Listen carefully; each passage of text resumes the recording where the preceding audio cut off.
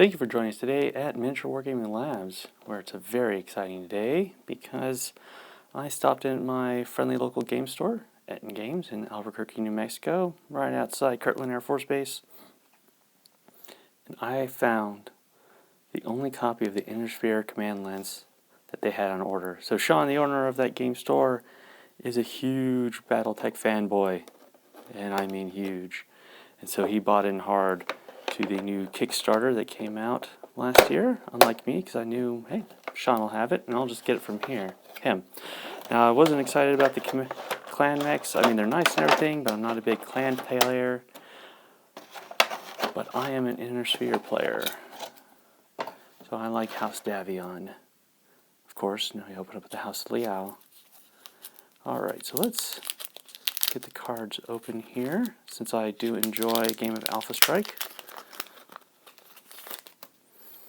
So, we've got the Stinger, two Stingers. Excellent, I appreciate that. Man, these are really stuck together. Alright, so now this is what I like to see. They didn't have this in the clan box. I unboxed it. But it actually appears every mech has a variant. So you get two variants of the Valkyrie, the Archer, the Stinger, and the Marauder. And with the pilots, I'm looking for, here we go, a subaltern for House Davion. Okay. Got some mercenaries, two House Davion, House Merrick, and one House Lao. So you know what? It has two House Davion pilots to add.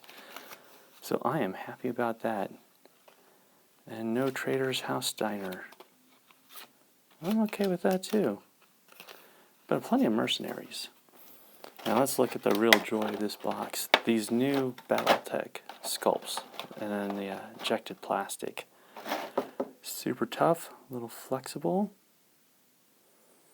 And something I've noticed in the clan box and in this box, and in variants from the Battletech box that came out last year, is almost a complete lack of mold lines, which makes me very happy.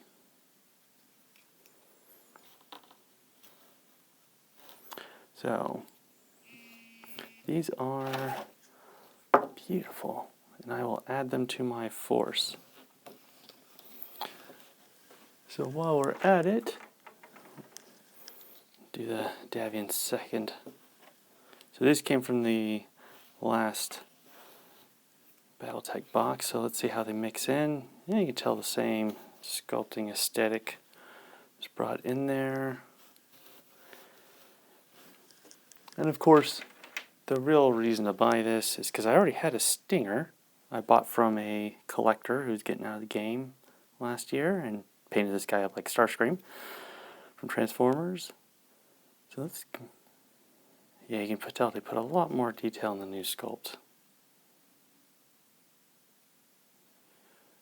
Now I wish they had a transformed version of him.